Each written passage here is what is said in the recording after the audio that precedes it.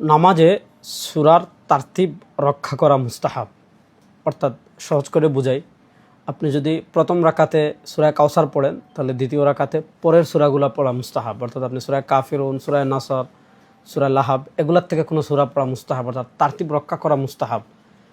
ইচ্ছাকৃতভাবে কেউ যদি তারতিবের বিপরীত কাজ করে, অর্থাৎ প্রথম রাকাতে কুল আউযু বিরাব্বিন নাস পড়েছে আর পরের রাকাতে কুল হুয়াল্লাহু আহাদ পড়েছে, অথবা প্রথম রাকাতে আপনার সূরাতুল ইখলাস কুল হুয়াল্লাহু আহাদ পড়েছে, দ্বিতীয় রাকাতে সূরা কাউসার ইন্না আতাইনাকাল কাউসার পড়েছে, অর্থাৎ তারতিবের লঙ্ঘন যদি ইচ্ছাকৃত করে তাহলে এটা মাকরুহ হবে। অর্থাৎ এটার কারণে একটা মাকরুহ কাজ সে করেছে।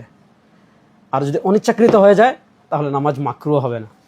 আমাদের দেশে অনেকেরই ধারণা আছে যে সূরার তারতিব যদি রক্ষা না করে তাহলে সিজদা সাহু দিবে। এটা সঠিক নয়। সিজদা সাহু ওয়াজিব, আপনার অনিচ্ছাকৃত কোনো ওয়াজিব ছুটে গেলে সিজদা সাহু আসে।